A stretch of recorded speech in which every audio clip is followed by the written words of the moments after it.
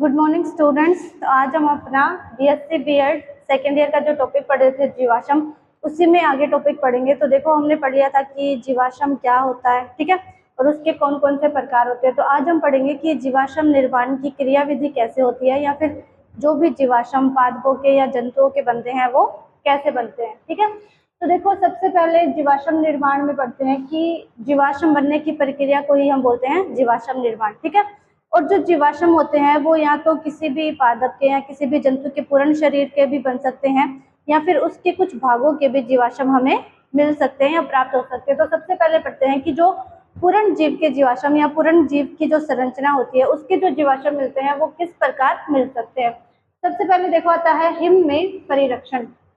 Him मतलब कि बर्फ।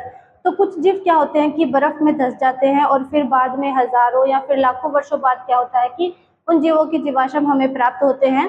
तो ऐसे पादपों का या फिर ऐसे जीवों का जो शरीर है उनका क्या है, पूर्ण शरीर का जीवाश्म हमें प्राप्त होता है, ठीक है। इन जीवाश्मों को देखकर हम पता लगा सकते हैं कि जो भी जीव है उसके शरीर की बाह्य आकृति कैसे होगी, ठीक है। तो सबसे पहले हिम में परिरक्षण मतलब कि बर्फ में दबने से जो जीवाश्म बनते हैं उनको बोलेंगे हिम में परिरक्षित जीवाश्म। इसका एग्जाम्पल हो गया वूली मैमथ या फिर राइनोसिरोस, मतलब कि ये जो दो जानवर है इनके जो जीवाश्म मिले हैं वो हमें हिम के अंदर या फिर बर्फ से मिले हैं। अगला है खनिज स्रोत एवं एस्फाल्ट में बने जीवाश्म। तो कुछ जो खनिज स्रोत होते हैं जैसे कि खनिज स्रोतों की मिट्टी होती है उनसे भी क्या है हमें जीवाश्म प्राप्त होते हैं। और ऐसे जीवाश्म भी क्या होते हैं कि जीवों के पूर्ण शरीर के होते हैं।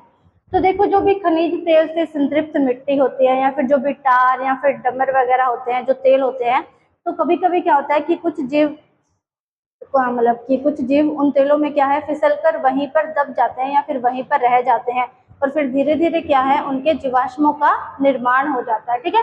तो इसी प्रकार जो खनिज स्रोत है और जो एस्फाल्ट में बने जीवाश्म है उनमें भी क्या है कि जीवों की पूर्ण शरीर की संरचना हमें मिलती है जीवाश्म के रूप में। उसको देखकर भी हम पता लगा सकते हैं कि जो जीव इन जीवाश्मों में मिलते हैं उनके शरीर की बाह्य आकारिकी कैसी थी, ठीक है।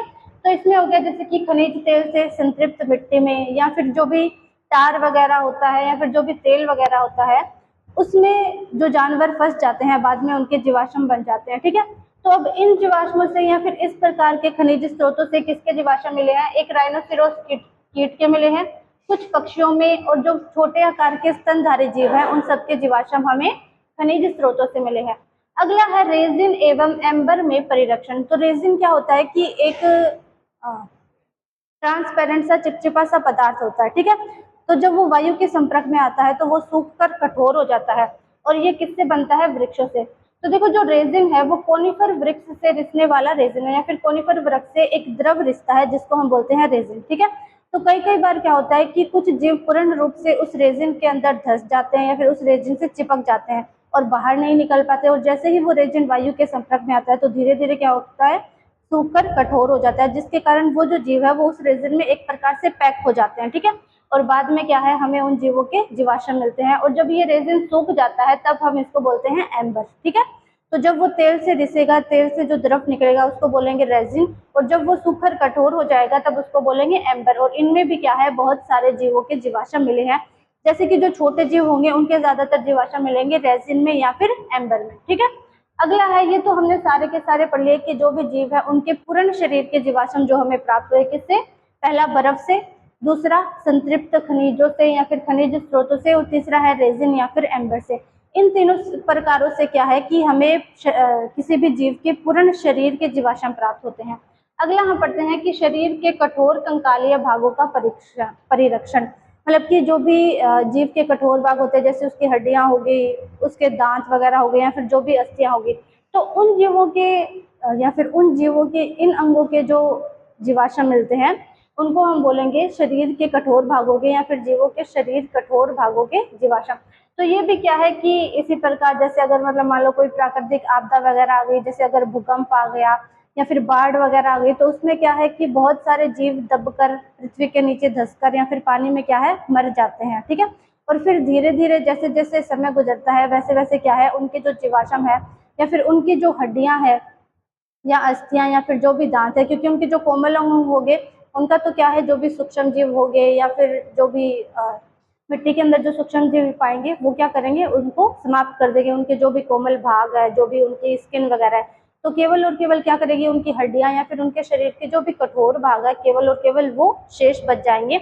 और फिर वो ही कठोर भाग क्या है, बाद में जीवाश्मों के रूप में जब उन जगहों की खुदाई होती है या फिर नीचे की पृथ्वी के नीचे की जो परतें हैं वो एक दूसरे से खिसकती है, तो हमें उनके जीवाश्म प्राप्त होते हैं। ठीक है, अगला है पद चिन्हों का परिरक्षण। मतलब कि कुछ जीवों के क्या है, पद चिन्ह भी क्या है, हमें जीवाश्म के रूप में मिलते हैं। तो देखो, जब कोई भी जीव है वो जब गीली मिट्टी पे चलता है तो क्या होता है, उसके पैरों के निशान वहां पे छप जाते हैं। ठीक है, और जब वो गीली मिट्टी धीरे धीरे सूखती है तो वो निशान भी क्या है, सूख जाते हैं और एक प्रकार से जीवाश्म का रूप ले लेते हैं।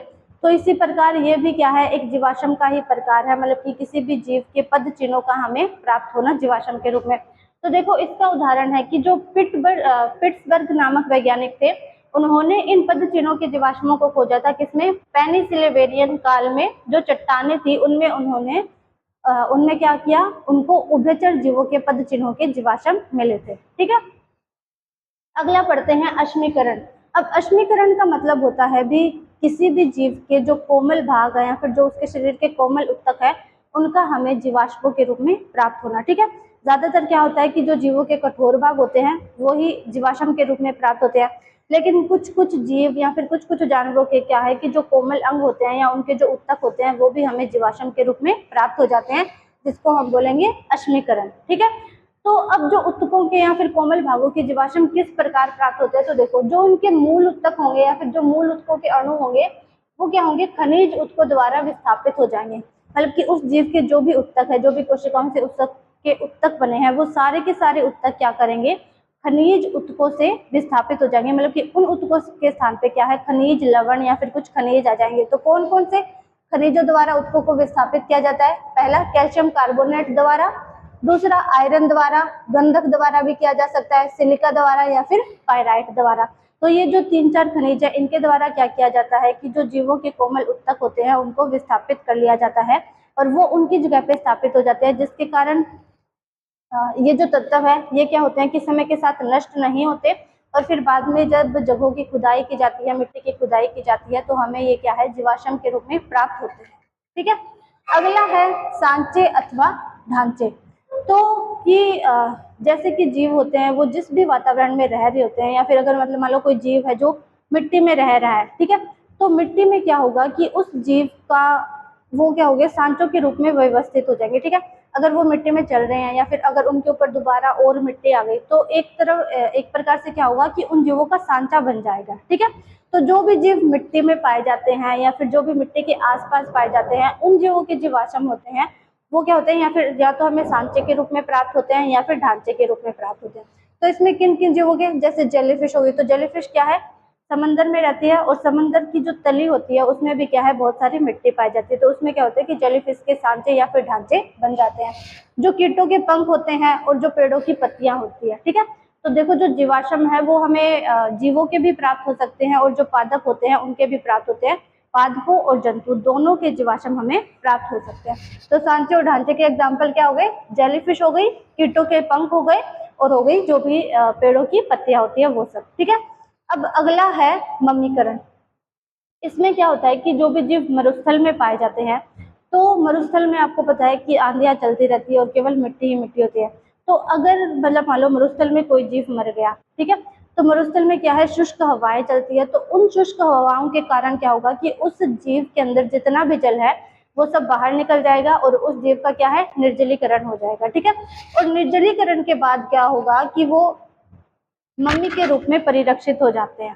ठीक है, कि अगर मतलब मान लो मरुस्थल है, मरुस्थल में आंधियां चल रही है, अगर कोई भी जीव वहां पे उसकी मृत्यु हो गई तो क्या होगा कि जब शुष्क हवाएं चलेगी तो उसके कारण क्या हो गया कि उसके शरीर का जितना भी जल है वो सारा बाहर निकल जाएगा या फिर शुष्क होकर वाष्प के रूप में उड़ जाएगा, जिसके कारण क्या होगा कि उस जीव के शरीर में बिल्कुल भी जल नहीं बचेगा, वो पूरा का पूरा निर्जलीकृत हो जाएगा और निर्जलीकृत होकर जो भी जीव बचेगा उसको हम बोलेंगे मम्मी। और इस प्रकार जो जीव होंगे वो मरुस्थल में क्या है, मम्मी के रूप में परिरक्षित हो जाते हैं। ठीक है, और इनका कुछ कारण मम्मी बनने के क्या होते हैं कि मरुस्थल में बहुत ज्यादा आंधियां भी चलती है, जिसके कारण भी क्या होता है कि जब आंधियां चलती है तो क्या कि जीवों को दिखाई नहीं देता है और वो वहीं मिट्टी में धंसकर रह जाते हैं। ठीक है, तो ये आज हमने पढ़ लिए पूरे के पूरे जीवाश्म निर्माण की प्रक्रिया की जो भी जीवाश्म हमें जमीन से प्राप्त होते हैं उनका निर्माण कैसे होता है या फिर वो कैसे बनते हैं। तो कौन कौन से पढ़े? सबसे पहले कि पूर्ण जीव का जीवाश्म, मतलब कि जो पूर्ण जीव होता है कि जीव का पूरी की पूरी शरीर की हमें दिख जाए,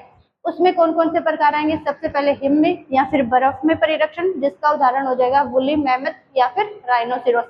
अगला आएगा खनिज स्रोत एवं एस्फाल्ट से बने जीवाश्म। तो इसमें क्या होगा कि जो भी खनिज तेलों से संतृप्त मिट्टी होगी या फिर जो भी टार वगैरह होगा जो सड़क बनाने के लिए यूज में लिया जाता है, उसमें जब कुछ जीव या फिर कीट फंस जाते हैं तो उनके भी जीवाश्म प्राप्त हो गए। इसके एग्जाम्पल हो गए राइनोसिरोस कीट, कुछ पक्षी या फिर जो भी छोटे आकार के स्तनधारी होंगे। अगला होगा रेजिन और एम्बर में परिरक्षण। तो रेजिन जो कोनिफर नामक वृक्ष होते हैं उनसे प्राप्त होता है। उनसे निकलने वाला एक चिपचिपा और ट्रांसपेरेंट सा या फिर पारदर्शी जल के समान द्रव होता है, जो क्या करता है कि जब भी वो हवा के संपर्क में आता है तो सूख जाता है, और अगर कोई जीव उसमें फंस जाता है तो वो उसी में फंस कर रह जाता है और धीरे धीरे क्या होता है उस जीव के जीवाश्म बन जाते हैं। ठीक है, और जब ये रेजिन हवा के संपर्क में आकर सूख जाता है तो इसको बोलते हैं एम्बर। ये सारे के सारे हो गए पूर्ण जीव के जीवाश्म कैसे प्राप्त होते हैं। अगला हमने पढ़ा कि शरीर के कठोर कंकालीय भागों के। तो इसमें क्या है कि जो शरीर के कठोर भाग हो गए, मतलब कि उसकी अस्थियां हो गई, हड्डियां हो गई या दांत वगैरह हो गए, या फिर अगर कोई शरीर जिसके शरीर के ऊपर कवच पाया जाता है तो उसका कवच हो गया, तो केवल उन्हीं प्रकार के या फिर उन्हीं अंगों का जो जीवाश्म मिलता है वो आएंगे शरीर के कठोर कंकालीय भागों का।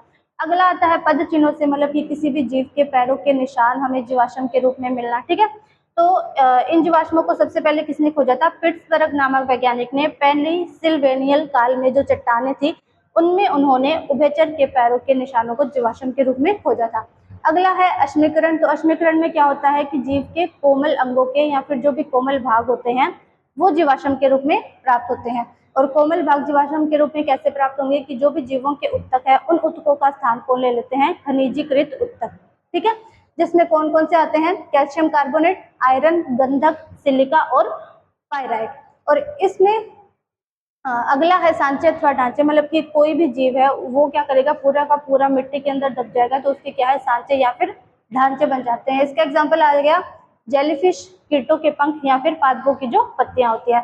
और लास्ट है मम्मीकरण। तो इसमें क्या होता है कि जो भी जीवाश्म हमें मरुस्थल में प्राप्त होते हैं, क्योंकि मरुस्थल में तेज आंधियां चलती है और मिट्टी मिट्टी होती है, उधर जल की बहुत कमी होती है, तो अगर उसमें कोई व्यक्ति की मृत्यु हो जाए तो वो क्या करेगा, उसी जगह फंस कर रह जाएगा और उसके शरीर का जो भी जल है वो निर्जलीकृत हो जाएगा, जिसके कारण जो जीव बचेगा उसको हम बोलेंगे मम्मी, और मरुस्थल में जो जीव है वो मम्मी के रूप में ही परिरक्षित हो जाते हैं। ठीक है, तो और इसका एक और कारण हो सकता है आंधियों के कारण भी, कि जो भी धूल भरी आंधियां चलती है मरुस्थल के अंदर। ठीक है बच्चों, तो आज के लिए इतना ही, अगला हम पढ़ेंगे नेक्स्ट क्लास में।